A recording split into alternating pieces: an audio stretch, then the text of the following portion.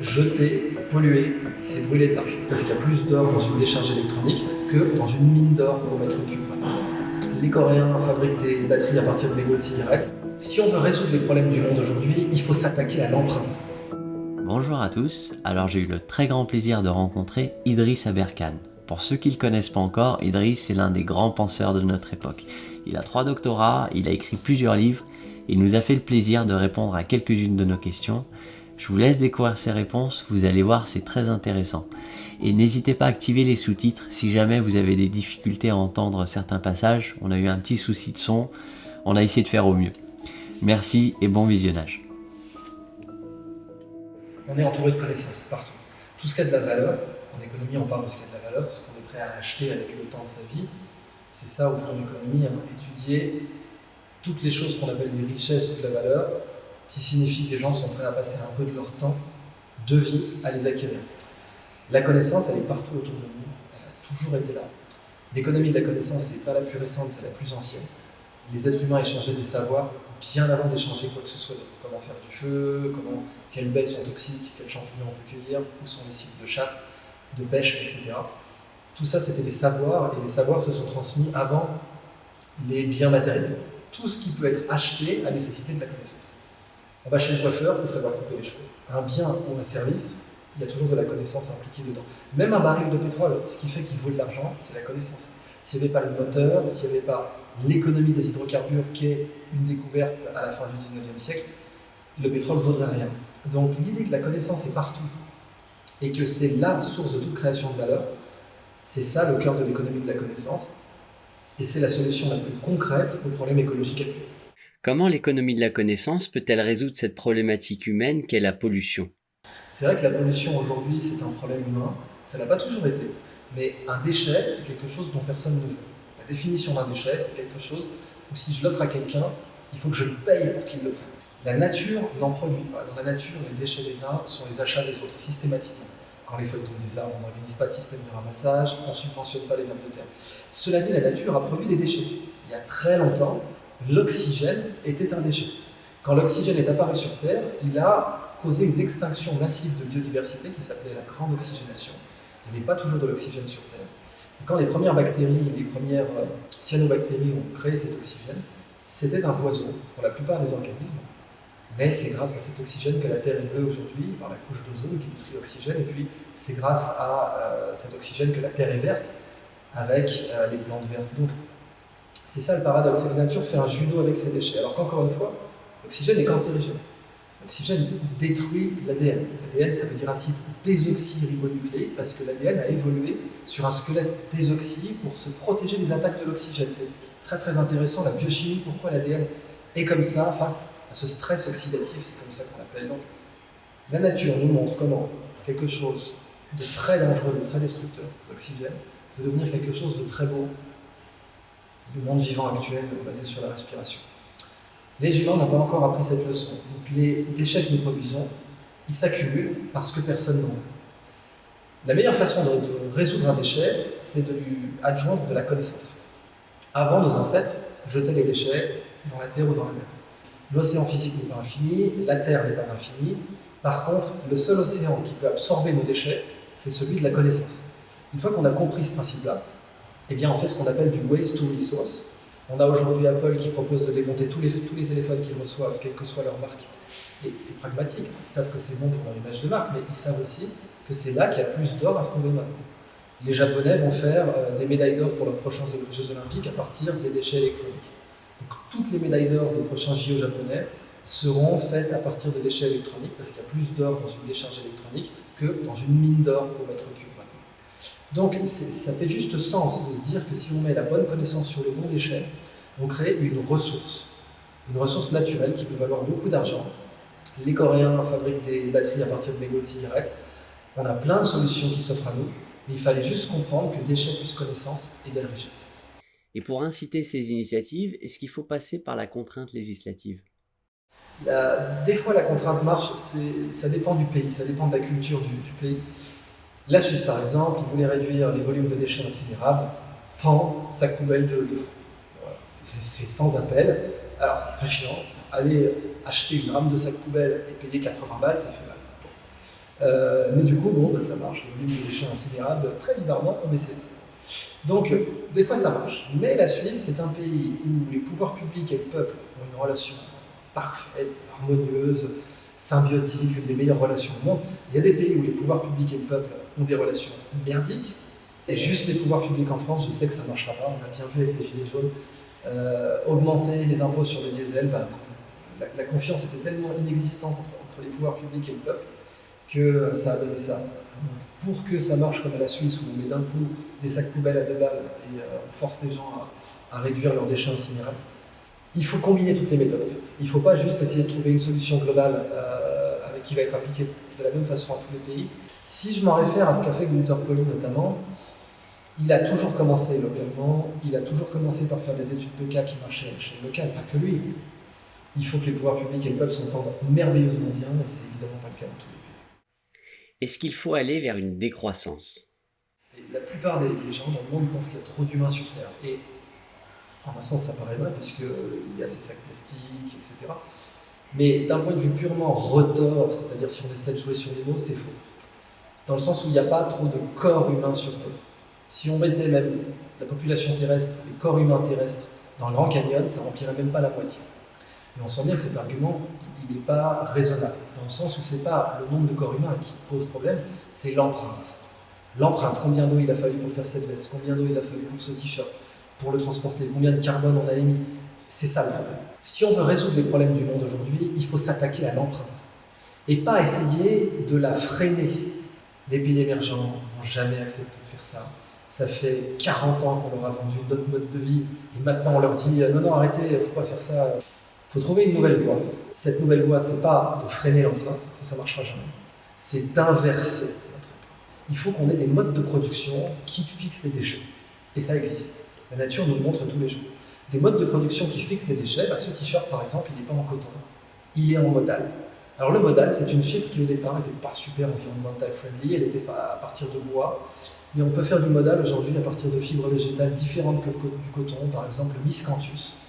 Et le miscanthus est une mauvaise herbe, c'est invasif, ça pousse partout, c'est un rhizome, pas besoin de le ressemer chaque année, consomme très très peu d'eau, on peut le planter au Maroc dans des zones assez arides sans l'irriguer énormément, alors que le coton est la culture qui consomme le plus d'eau à l'hectare.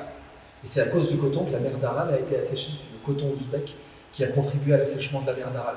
Donc, si on veut changer le monde, il faut inverser notre empreinte. Il ne faut pas essayer de la réduire, ça ne marchera jamais. Il faut l'inverser. Il faut des modes de production qui, par exemple, dans le cas du CO2, fixent le CO2. Dans la construction, par exemple, on a des biobétons. Et ils existent depuis très longtemps, ils sont disponibles à partir, encore une fois, de miscanthus ou même de chanvre. On a ce qu'on appelle le hempcrete, qui est un béton de chanvre, qui fixe le CO2. 20 tonnes à l'hectare. Donc là, on commence à avoir des solutions, on peut construire des bâtiments. On obtient le même niveau de vie, on construit des bâtiments qui sont résilients, qui ont des bonnes conditions thermiques, etc., mais qui fixent le CO2. Gunther Pauli, avec d'autres équipes, a présenté des solutions de culture d'algues dans le désert. Alors, si on fixe du CO2, on produit un biocarburant ou des phosphoesters, etc. Les Coréens sont les champions du monde de la culture d'algues en haute mer. Donc, sur plusieurs kilomètres au-delà des côtes, ils vont cultiver des algues dans des espaces qui étaient économiquement considérés comme quasiment inutiles, dans le sens où ils étaient trop proches des côtes pour qu'on pêche, et en même temps, on n'allait certainement pas cultiver quoi que ce soit sur cette zone, sauf des algues. Donc on a des moyens d'inverser notre empreinte. Si on veut changer le monde, il ne faut pas se contenter de couper le moteur du bateau. Il faut faire machine arrière en termes d'empreinte. La bonne nouvelle, c'est que ça va créer des emplois. Parce que quand on transforme un déchet en ressource, on crée des emplois systématiques. Comment est-ce qu'on concilie écologie et rentabilité? Jeter, polluer, c'est brûler de l'argent. Quand vous faites ça, quand vous jetez ces sacs plastiques à la mer, vous brûlez de l'argent. Quand vous jetez ces téléphones, vous brûlez de l'argent, vous perdez de l'argent. Vous vous rendez pas compte, mais ça, c'est du bas de bilan positif. C'est de l'argent que vous avez jeté par les fenêtres. Le premier grand message de Paolo Mugliari et de Gunther Pauli, puis de Fridtjof Capra, des gens comme ça, c'est de dire polluer zéro, ça peut rapporter plus. Avant, nos ancêtres jetaient les déchets dans la terre ou dans la mer.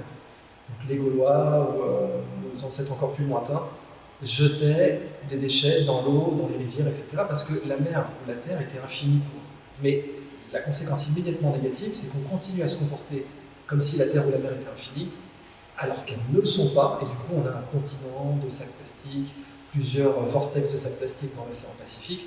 Ça, c'est le problème. Si on veut gérer les déchets, il faut les jeter dans un océan qui est infini, et c'est l'océan de la connaissance. Ça ne va pas être ce qu'on appelle en économie des fruits bas, ça ne va pas être facile de les récupérer. Mais il y a des fruits de la pollution qui sont bas, qu'on pourra accueillir facilement, comme les mégots de cigarettes, comme maintenant certains déchets nucléaires, c'est quand même très porteur d'espoir. On a certaines barres de graphite qu'on arrive, et pas seulement à retraiter maintenant, mais à transformer en quelque chose qui vaut énormément d'argent.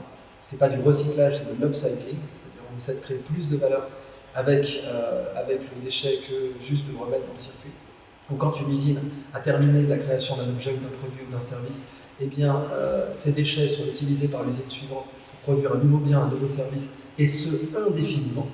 C'est comme ça que la nature travaille, c'est comme ça qu'on doit travailler nous. Et cette guerre où il faut arrêter d'opposer économie et écologie, le pays qui la gagnera va changer le monde. Est-ce que tu peux nous parler de la fondation Bioneria et de General Bionics? Alors effectivement, j'ai créé ce groupe General Bionics pour montrer que la biodiversité avait une grande valeur. Et en fait, dans ce bâtiment, on a deux structures, General Bionics et la Fondation Bioneria. La Fondation Bioneria, son métier, c'est de faire en sorte que les chefs d'État préfèrent trouver de la biodiversité que du pétrole. C'est ça son job, c'est de dire, d'une part, la connaissance vaut plus cher que le pétrole. Et ça, c'est pas une opinion, c'est un fait. Facebook vaut beaucoup plus cher que Total. Google vaut aussi beaucoup plus cher que Facebook. Et puis, la Corée du Nord, qui a plein de matières premières, est beaucoup plus pauvre que la Corée du Sud, qui n'a pas de matières premières. La Corée du Nord a les plus grosses réserves de matières premières de toute la péninsule. L'Algérie a du pétrole dans tous les sens, mais l'Algérie est beaucoup moins riche que la Corée du Sud, encore une fois. Mais la Corée du Sud, en réalité, est bien plus riche que la Russie, qui pourtant est un pays très innovant. Mais la Russie, ses exports, c'est essentiellement des hydrocarbures. Alors qu'elle est beaucoup plus grande comme pays que la Corée du Sud et elle a plus de population. La Corée du Sud n'ayant aucune matière première à exporter, ils exportent des choses dont la valeur ajoutée est basée sur les savoirs. En sachant qu'ils sont partis de zéro. Après la guerre, c'était un pays en détresse absolue. Certes, ils ont reçu des aides américaines majeures, mais il y a d'autres pays qui ont reçu plein d'aides, notamment en Europe et en Afrique, et qui n'ont pas atteint un niveau de développement économique comme celui de la Corée du Sud. Eux, ils nous vendent des choses dont le déterminant est basé sur la connaissance des écrans, des lasers, des systèmes de guidage, des disques durs, et même du pétrole raffiné, mais raffiné, c'est-à-dire que c'est eux qui le raffinent, c'est pas leur pétrole. Et en raffinant le pétrole, ils gagnent plus d'argent qu'en vendant du brut comme d'autres pays. Donc, d'une part, la connaissance vaut plus cher que le pétrole, d'autre part, la biodiversité est le plus gros gisement de connaissances sur Terre. Si on veut chercher un baril de connaissances, c'est dans la nature qu'il se trouve. Et ça aussi, c'est pas une opinion, c'est un fait. La nature a accumulé beaucoup plus de savoir que la totalité des universités depuis qu'elles existent. La nature, c'est 4 milliards d'années de recherche et développement. Chaque organisme est un ensemble de solutions à des problèmes qui valent énormément d'argent. Donc un baril de connaissances, c'est là qu'il faut le forer. Je pense à ce très très grand monsieur, Frank Zal, qui est un des plus grands entrepreneurs et un des plus grands chercheurs français, qui a découvert que l'hémoglobine d'Arménicole était transfusable. Donc il a découvert une valeur énorme de la biodiversité française. Un petit verre de plage dont le sang, l'hémoglobine est transfusable à l'heure. Et ça, grâce à ça, on a pu greffer des visages. Il aura le Nobel un jour, ce mec, pour ce qu'il a fait. Et il a bien sûr, comme tous les grands innovateurs, été accueilli avec le plus grand scepticisme, pour ne pas dire le plus grand mépris, pendant les 10 premières années de son innovation. Alors cette fondation Bioneria, je l'ai créée pour que les chefs d'État assimilent ce message. C'est-à-dire, la nature est le plus gros gisement de savoir. Quand vous brûlez la forêt amazonienne au Brésil pour planter du soja, vous vous tirez une balle dans le pied, c'est comme si vous preniez la Joconde pour vous faire cuire un steak. Et c'est d'un point de vue là, purement monétaire, économique, que j'essaie de les approcher. Je leur dis, je sais que vous n'allez pas m'écouter si je vous parle de morale, si je vous parle d'incidents de biodiversité, voire même de services écosystémiques sur 10 ans. Je sais que vous n'en avez rien à foutre. Par contre, là, je vais vous dire que vous venez de détruire tant de pourcents de votre PIB en faisant ça. Là, c'est comme si vous aviez pris un briquet et allumé un puits de pétrole et le laissé cramer pendant des mois. C'est la même chose que vous êtes en train de faire quand vous cramez la forêt amazonienne. On a un partenaire qui s'appelle Karim Abri, qui est un très grand herpétologue, spécialiste donc des reptiles et des amphibiens, qui va partir inventorier des reptiles et des amphibiens en Amérique du Sud. Lui, il sait que chaque toxine vaut des milliards. La mambalgine, qui est donc la toxine issue du mamba noir, c'est beaucoup plus puissant que la morphine et ça n'a pas les mêmes effets secondaires. Donc ça peut être utilisé comme antidouleur une fois dilué, sans avoir d'effets secondaires. Ça nécessite bien entendu de revisiter complètement le business model du monde pharmaceutique, en dehors des brevets. Et c'est le business model qu'a compris Netflix, c'est l'abonnement. Plutôt que de dire ça c'est à moi, ça c'est mon film. Pour l'instant, On était dans ce modèle-là avant la musique en ligne, avant Netflix. Pour les films, on était dans ce modèle, non, c'est mon film, non, c'est ma musique. Pour les compagnies pharmaceutiques, on est dans le modèle, non, c'est ma molécule.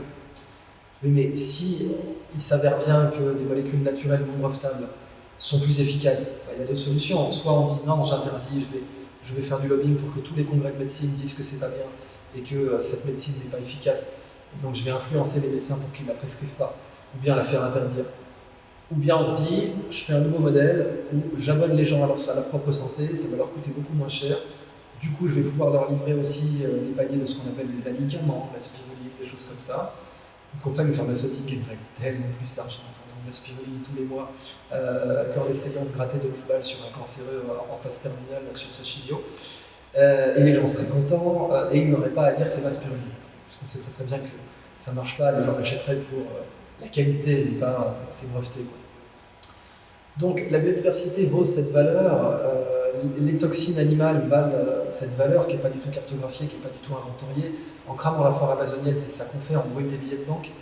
On brûle bien plus, mais je veux dire, dès qu'on dit aux gens vous brûlez des billets de banque, ils vous écoutent, ils disent quoi, comment ça, j'ai brûlé des billets, je comprends pas, ce mamba il vaut de l'argent, bien sûr qu'il vaut de l'argent.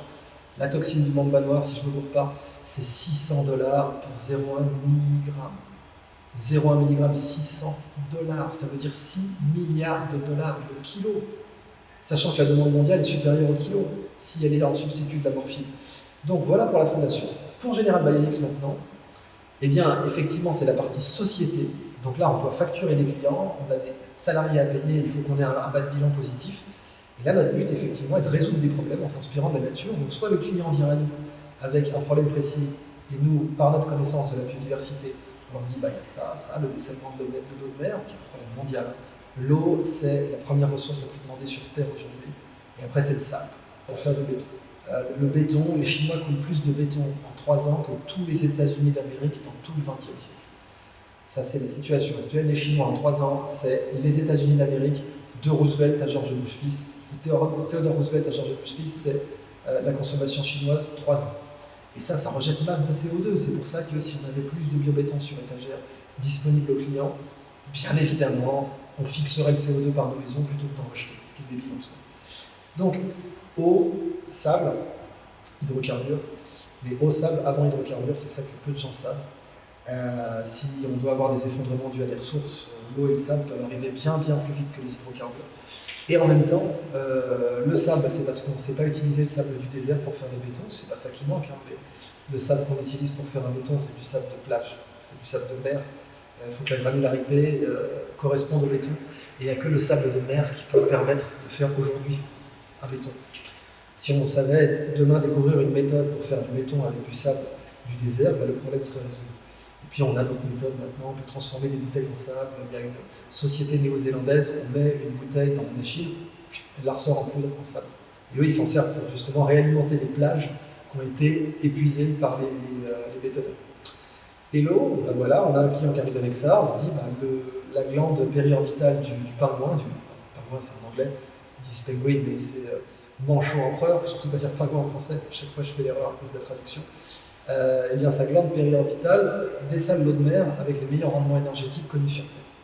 Dessaler l'eau de mer, la glande du pingouin est la plus efficace sur Terre. On ne connaît pas de performance énergétique plus efficace que cette glande. Il faudrait l'étudier. Il faudrait mettre suffisamment d'argent pour faire des usines de cette nature pour dessaler l'eau de mer. Et puis pareil pour le requin qui sait très bien dessaler l'eau de mer, pareil pour les racines de certains palétuviers, Rhizophora, Avicennia, qui plongent directement dans l'eau de mer et qui n'empêchent pas le palétuvier de vivre, alors qu'évidemment ça sert de bas salé. Pareil pour le cocotier. Les cocotiers poussent en bord de plage, ils ont les racines dans l'eau salée. Et pourtant, l'eau de coco, elle est bien entendu pas salée. Donc, pas aux mêmes concentrations en tout cas, il y a bien sûr du sodium dedans, mais pas aux mêmes concentrations. Donc, les solutions naturelles qui valent des milliards, il y en a partout, mais il fallait un généraliste, c'est pour ça qu'on s'est appelé General Bionics, pour les apporter. Il y a des sociétés comme Airbus qui ont de très bons pôles biomimétiques, mais eux, ils cherchent dans la nature, ils trouvent des solutions pour eux, mais ensuite, quand ils ont d'autres solutions, ils ne les sortent pas. Parce que je pense que les ingénieurs qui bossent dessus savent. Je pense que eux, si on leur confiait la baraque, ils comprendraient comment faire. Mais je pense qu'au top management d'Airbus, ils n'ont absolument pas compris qu'ils ont cette valeur énorme qui dort chez eux et qui pourrait ressortir pour d'autres problèmes technologiques. Parce que quand on cherche une solution en biomimétisme, on en trouve d'autres. C'est comme une balade en forêt, on va chercher des champignons, on trouve d'autres trucs. Là, clairement, quand on fait une recherche de solutions pour un client, on trouve des solutions pour d'autres clients. On bosse sur ce qu'on appelle des moonshots, c'est-à-dire viser la lune et essayer de faire un truc dingue. Et un des moonshots sur lesquels on bosse, ce serait de faire du fret aérien à bas coût. Le fret aérien à bas coût, ça changerait la géopolitique mondiale. Parce que toute la géopolitique mondiale est conditionnée par la route de la soie, les routes de la soie. La concurrence acharnée que se livrent les empires pour contrôler ce qu'un géopolitologue anglais qui s'appelait Alfred Mackinder a appelé le pivot géographique de l'histoire, c'est-à-dire l'Asie centrale, eh bien cette pression que tous les empires, à toutes les époques, depuis que les empires existent, y compris, et c'est ça qui est dingue, l'Égypte, peu de gens le savent, cette pression que les empires se sont mis pour contrôler cette colonne vertébrale du monde qui est l'Orient et l'Occident, trouver les voies commerciales entre l'Orient et l'Occident, a conditionné quasiment toutes les guerres depuis l'Égypte antique, en passant bien sûr par les deux guerres mondiales. C'est ça qui est assez dingue. Peu de gens savent que la Première Guerre mondiale, une des grandes pommes de discorde sur lesquelles l'Allemagne ne pouvait et ne voulait pas négocier, c'était une voie de chemin de fer de Berlin à Bagdad. La Bagdad Ban, ça s'appelait, dont un des marqueurs de la Bagdad Ban, c'est la porte d'Ishtar à Berlin. Si tu es déjà allé à Berlin, il y a cette porte d'Ishtar qui est les portes qui menaient vers les jardins suspendus de Babylone. Elles sont dans le musée du Pergamon à Berlin. Cette porte d'Ishtar vient du fait que l'Allemagne était en excellente relation avec l'Empire ottoman pour s'approvisionner en pétrole. Et que cette Bagdad Ban passait par la Serbie. C'est en Serbie qu'il y a eu l'attentat de Sarajevo, et c'est pas du tout un hasard parce que les forces françaises, anglaises, etc. étaient très bienveillantes vis-à-vis du nationalisme serbe. Elles ne s'attendaient pas à ce que ça pète à ce point-là, mais elles ont été aussi irresponsables en cette matière. Mais les forces françaises, anglaises étaient plutôt du côté serbe pour empêcher notamment cette voie de chemin de fer d'émerger, alors que les forces dites centrales, Autriche, Hongrie, Allemagne, faisaient tout pour que la Serbie ne puisse jamais avoir un pays à elle, parce que ça aurait compromis cette voie d'approvisionnement. Et ce qui est marrant, c'est triste, c'est qu'aujourd'hui on a les mêmes problèmes avec les Balkans, c'est-à-dire des gazoducs. C'est plus du pétrole, mais c'est du gaz, des gazoducs qui doivent passer par certains pays, et des guerres qui naissent du fait du tracé de ces gazoducs. Et ce pivot géographique de l'histoire, eh bien, il pourrait être transcendé, littéralement, si une partie significative du commerce pouvait se faire par voie aérienne. Ce qui n'est pas le cas aujourd'hui. Le commerce par voie aérienne, c'est du commerce très cher, qui dépense énormément de carburant, qui coûte très cher pour cette raison, et qui représente 3% du commerce mondial, un truc comme ça. Et porte-conteneurs plus voie de chemin de fer, ça donne une importance cruciale au détroit. Ce qui fait que les Américains contrôlent à peu près tous les détroits dans le monde, un pouvoir influence sur à peu près tous les détroits dans le monde, du canal de Suez au détroit des Moluques, ou de Malacca à Singapour, au canal de Panama, que les Chinois veulent doubler du coup, tellement ils en ont marre d'être dépendants pour leur commerce d'un canal qui est contrôlé de facto par les Américains. Si on pouvait avoir un fret aérien à bas coût, eh bien on changerait la face du monde d'un point de vue géopolitique. Pour ça, notre bureau d'études a déployé des solutions biomimétiques, des méthodes pour obtenir une portance à bas coût. Il y a une forme très intéressante qui est celle de la torpille électrique, et qui a été déjà étudiée par des sociétés comme Festo, etc., pour faire des aérostats, et ce qu'on a appelé nous une Céline marchande. Alors Céline marchande, ça veut dire une marine marchande du ciel. En anglais, on a appelé ça Skyship. Et ce projet Skyship, eh bien, c'est faire une forme inspirée de différents organismes pour qu'elle puisse emporter du fret, 22 tonnes, vraiment, qu'elle puisse emporter du fret en décollant et en atterrissant sans piste, parce que sinon ça pose tous les mêmes problèmes d'avoir des aéroports, une empreinte très grande, etc. Donc en pouvant décoller ou atterrir à 30 km/h, en étant petit et en consommant très peu de carburant. Donc notamment en utilisant les vents de haute altitude, ce qu'on appelle les jet streams, qui vont très vite et qui peuvent permettre d'emporter du fret un peu partout dans le monde. Ça, c'est un moonshot sur lequel on travaille, où en utilisant des solutions bio-inspirées, on essaie de changer la face du monde. Exactement comme pour le dessalement de notre mer. En utilisant des solutions bio-inspirées, on peut changer la face du monde. Pour le projet Skyship, on s'est inspiré de la baleine, le profil d'attaque des nageoires de la baleine est très intéressant pour contrer les turbulences. On s'est inspiré, bien entendu, de la peau de requin, on s'est inspiré des plumes de la chouette effraie qui peignent l'air et qui réduisent les turbulences et l'empreinte acoustique. On s'est inspiré donc de la torpille électrique pour la forme générale. C'est une combinaison de plein de modalités bio-inspirées et pour essayer de trouver cette solution moonshot qui changerait la face du monde. Quel est ton point de vue sur la collapsologie? Il faut savoir qu'aujourd'hui, il y a des gens qui pensent qu'il n'y aura pas de demain. Dans la collapsologie, je reprenais, quand j'ai parlé de la géopolitique mondiale, et je disais même les Égyptiens ont dépendu de ce qu'on appelle aujourd'hui la route de la soie. Et c'était pas pour la soie, c'était pour l'étain. Et l'étain, à l'âge de bronze, l'étain était le matériau le plus important de toutes les civilisations de l'âge de bronze. Parce que pour faire du bronze, il faut de l'étain, cuivre plus étain. Les plus grandes mines d'étain à l'époque venaient d'Afghanistan.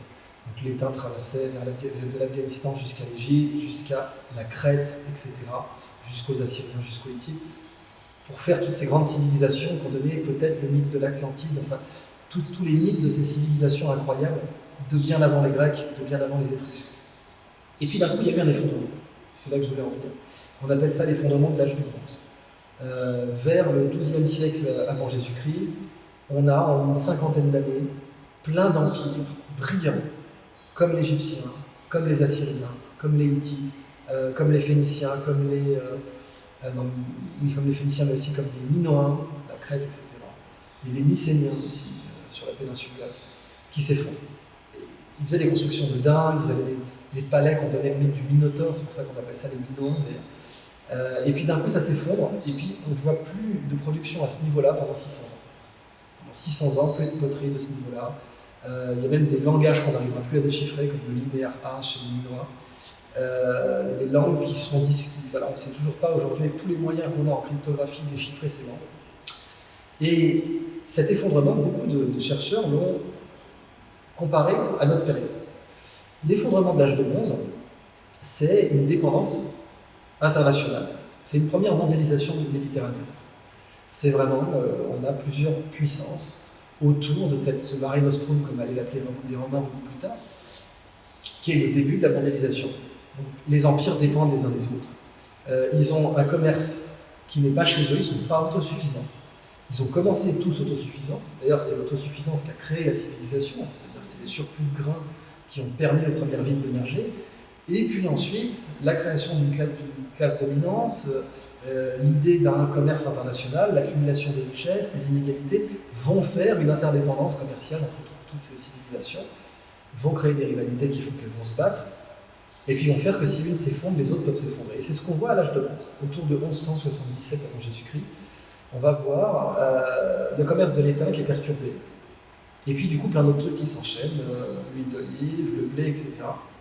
Et puis des migrations, mouvements de migration majeurs, parce qu'on appelait les peuples de la mer. Certains pensent que c'est la Sardaigne, entre autres, Chardana. Certains peuples s'appelaient Chardana, et ça semblerait être la Sardaigne, mais les peuples de la mer, vagues migratoires, tous pètent la gueule, et pendant 600 ans, on a une destruction de la civilisation qui ne récupérera qu'avec les Grecs, enfin les Étrusques, les Grecs et puis les Latins, les Phéniciens, les Carthaginois, etc. Enfin, on connaît. Et notre époque, certaines personnes disent que c'est la même que celle-là, sauf que l'étain, c'est le pétrole. C'est-à-dire qu'il y a eu l'âge de bronze, avant il y avait l'âge du cuivre, ensuite il y a eu l'âge du fer, et puis il y a eu l'âge du carbone 1, beaucoup plus tard, donc le charbon, l'âge du carbone 2, qui est aujourd'hui pétrole, gaz naturel. Et c'est vrai qu'en sortant autant d'énergie de la Terre, d'un coup on s'est retrouvé capable d'avoir autant d'énergie, et une goutte de pétrole renferme beaucoup d'énergie par rapport à une goutte de batterie de voiture, par exemple. Et c'est même tout le problème des voitures électriques aujourd'hui. Mais autrement, sans ce pétrole, que va-t-on devenir? Et les collapsologues posent ce problème-là. Ils ont un argumentaire qui est, d'une part, le baril de pétrole est insubstituable, et d'autre part, on va en manquer, donc on est foutu. Parce qu'on n'aura plus de plastique, plus d'engrais, la totalité de nos modes de production sont basés sur les engrais, etc., puis les plastiques. Et ces deux prémisses, le baril est insubstituable et bientôt on n'en aura plus, elles fondent toute la collapsologie moderne. Alors, j'ai un grand respect pour les collapsologues, en particulier français, comme Pablo Servigne, etc. Mais je ne suis pas du tout de cet avis, vraiment pas du tout de cet avis. Même si j'ai commencé à étudier la collapsologie avec les premiers collapsologues américains qui étaient Jared Diamond et Michael Ruppert. Et Michael Ruppert, en l'occurrence, il s'est donné la mort parce que sa théorie était fausse. C'est assez tragique, il avait fait un documentaire qui s'appelait Collapse en 2009. Très bon documentaire. Ces arguments sont très intéressants. Ils sont faux, mais ils sont très intéressants. Et c'est là qu'il faut toujours faire la part des choses entre l'intérêt et la réalité. C'est-à-dire que certaines des prémices sur lesquelles ils se fondaient n'étaient pas correctes. Mais l'enchaînement, en supposant ces prémices-là, était tout à fait vrai et très intéressant. Et en plus, la collapsologie, elle est d'autant plus intéressante que plus on en parle, moins elle arrive. Plus les gens sont conscients des risques d'effondrement d'une civilisation, plus les civilisations vont grandir, et dans le sens sagesse du terme, et se prémunir, ou en tout cas prévoir l'effondrement et l'empêcher. Mais ces arguments étaient très intéressants avec Michael Rupert, mais faux, dans le sens où c'est lui qui a amené ces deux arguments. Le baril de pétrole est insubstituable, et on va en manquer. Que le baril de pétrole soit insubstituable, c'est juste, simplement et objectivement faux. On a l'impression qu'il l'est, parce que ce qu'on voit autour de nous, c'est du plastique et des voitures qui tournent aux hydrocarbures. Alors déjà, dès qu'on voit une voiture électrique, on se dit oui, mais l'électricité vient d'où? Certes, mais déjà, elle n'emporte plus, elle ne pollue plus à l'échelle d'une bronche d'enfant, ce qui, pour un Chinois, fait une vraie différence. C'est ce qui explique l'énorme succès de Tesla aujourd'hui à l'international, c'est que Tesla aujourd'hui, évidemment, ils ont des voitures où il n'y a pas un pot qui, à l'échelle d'un enfant de 5 ans, va balancer des particules fines. Mais en même temps, le lithium, c'est des mines très polluantes, etc. Alors, Tesla les recycle mieux que n'importe qui d'autre, mais ce n'est pas encore suffisant. On a déjà des prototypes de batteries au graphène. Et le graphène, c'est fait à partir de carbone, de graphite. Et ce carbone, on peut l'obtenir même dans des déchets incinérés. On pourrait fabriquer du graphène avec des déchets incinérés. Et le graphène, matière première pour les batteries de demain. Donc, on a, et là les mines de graphite, c'est pour ça que la Corée du Nord, que Trump négocie entre autres avec la Corée du Nord, c'est que la Corée du Nord a les plus grosses réserves de graphite sur Terre. Pour faire du graphène, le graphite est la meilleure matière première, et bien entendu, le graphène est un matériau d'avenir qui ne pollue pas quand il est bien traité, et qui en tout cas la production ne pollue pas. Donc, que le baril de pétrole soit insubstituable, c'est déjà faux à beaucoup d'égards. Énergétiquement, on a plein de solutions. Alors, on a les énergies renouvelables, mais leur vrai problème, c'est le stockage. Ça tombe bien, si on avait des batteries au graphène, on n'aurait plus de problème de stockage. Bon. Si on avait des batteries au graphène, ça veut dire quoi pour une politique publique? Ça veut dire mettez les ressources là-dessus. Ce qui n'a pas été le cas. L'argent, le budget du Pentagone, c'est 700 milliards. C'est 500 et quelques, mais si on rajoute tous les autres comptes qui vont vers le Pentagone, c'est 700 milliards annuels. Ne me dites pas que tout petit bout de ce budget n'aurait pas suffi à développer des batteries en graphène.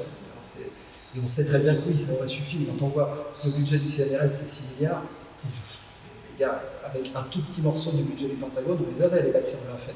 Donc le problème du stockage des renouvelables, il a été réglé. Mais on n'a pas mis la priorité là-dessus. De la même façon, en production, les renouvelables, une chose, mais même en parlant du nucléaire, on n'a pas fait les bons choix. Le nucléaire civil qu'on a actuellement est un nucléaire à uranium.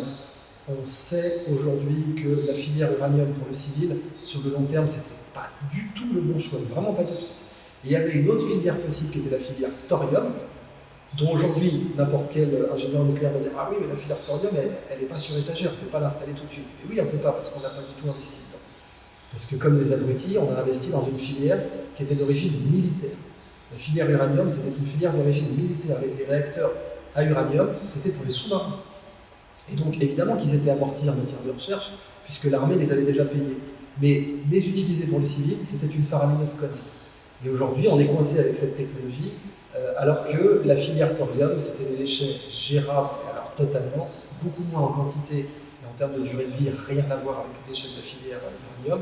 Et puis en plus des gisements, le thorium, comme son nom l'indique, c'est des pays scandinaves, des pays très très sûrs. On n'aurait pas eu besoin d'envoyer les forces armées françaises au Tchad ou au Niger pour aller sécuriser ou au Mali pour aller sécuriser des mines d'uranium. Donc, il y a des choix qui ont été faits, mais dire que le baril de pétrole est insubstituable, c'est faux. Et dire qu'on va en manquer, même ça, hélas, je le déplore, même ça, c'est faux. Aujourd'hui, le baril est à 80. Et la raison pour laquelle on n'est pas encore en manque de pétrole, c'est qu'il y a un problème. C'est pas du tout un avantage. C'est un problème dans le sens où ça rend totalement inutile au regard des financiers de s'intéresser aux nouveaux modes de stockage. Tout le monde croyait qu'en 2019, bientôt 2020, on serait à $200 le baril. Quand on écoutait les collapsologues en 1999-2000, ils disaient tous en 2020, on serait à 200-250 le baril, et vous l'aurez dans l'os parce que le pic pétrolier sera atteint en 2000, autour de 2000, et la croissance chinoise va faire que le baril va être à 200. Aujourd'hui, le baril est à 80. Et comme avait très bien dit Shir Yamani, le ministre de l'énergie saoudien, l'âge de pierre ne s'est pas arrêté par manque de pierre, l'âge du pétrole ne s'arrêtera pas par manque de pétrole. Mais beaucoup de gens ont cru qu'il faudrait qu'on ait plus de pétrole sur Terre, plus une goutte, pour commencer à investir dans les nouveaux moyens du XXIe siècle. Ça, c'est une connerie. Si on enlève ces deux prémices-là, ça ne veut pas dire qu'on ne doit pas manquer d'autres ressources. C'est tout à fait vrai. Eau potable, pas plus renouvelable que l'eau potable. Encore une fois, il faut mettre les bonnes ressources dessus. Si on mettait toujours pareil un petit dixième du budget du Pentagone là-dessus, on dit, comme en situation de guerre, on dit les gars, vous êtes en situation de guerre, adaptez-moi cette glande du pingouin pour en faire des usines. Adaptez-moi cette méthode de dessalement des palétuviers pour en faire des usines. Je veux de l'eau potable à bas coût, qui en plus permettrait ensuite, c'est pour ça qu'on appelle ce projet les rivières inversées ici, d'attaquer le problème de la montée des eaux. Parce que dans le problème de la montée des eaux, eh bien, on peut avoir l'idée de faire des rivières qui partent de la mer et qui finissent dans les terres. Rivières inversées. Donc on aurait des moyens de dessalement tellement peu chers que le soleil suffirait à les faire fonctionner, c'est-à-dire lever l'eau, pas seulement la dessaler, mais la mettre en hauteur comme dans un château d'eau, pour que par son propre poids, elle puisse être poussée ensuite de montagne-duc à l'intérieur des terres. Là, on pourrait construire un désert, on pourrait irriguer le désert, etc. Tout un tas de choses pourraient être faites. Pour fixer le carbone, il n'y a rien de tel que de produire dans le désert, que ce soit des algues. On a là-haut d'ailleurs des bioréacteurs pour faire des biocarburants ou autres. Mais on a aussi, bien sûr, des cultures comestibles qui peuvent être faites dans le désert sous réserve d'une bonne irrigation et d'une bonne couverture. Ces rivières inversées, si on les déployait partout, où il y en a besoin, le Sahara, le Kalahari, l'Australie, bien entendu, on pourrait commencer à envisager la problématique de la montée des eaux d'une façon plus intelligente. Si on se voyait comme avec la même intensité de R&D que la guerre. Pour l'instant, ce n'est pas notre priorité. Donc, pour résumer sur la collapsologie, c'est un ensemble d'arguments très intéressants, très féconds, qui ont totalement leur place dans le débat public, dont je ne partage pas seulement deux prémices, tout le reste je le partage. Tous les enchaînements, je partage absolument. Les deux racines de la collapsologie, c'est-à-dire on va manquer de pétrole et le pétrole est insubstituable, je ne les partage pas. Mais pour se dire comment j'envisage l'avenir, c'est vraiment ça. Ça ne va pas s'effondrer. C'est vrai qu'on est sur une fine pellicule de glace. On pourrait s'effondrer. Si, moyennant certaines erreurs encore, on pourrait. Un effondrement du type de celui de l'âge de bronze n'est pas impossible, c'est vrai. Et des pays s'y préparent. On voit même avec la Suisse, c'est assez intéressant, la Suisse, la fameuse Suisse qui distribue des pilules d'iode à tous ses habitants en cas d'attaque nucléaire, qui a des abris anti-atomiques partout, a aussi des préparatifs d'autosuffisance au cas où il y aurait des effondrements comparables à l'effondrement de l'âge de bronze. Mais je suis convaincu qu'il n'arrivera pas, en tout cas, j'ai parié sur le fait qu'il n'arrivera pas, disons-le comme ça, parce qu'il y a d'autres solutions. Et c'est pour faire émerger ces solutions que je travaille.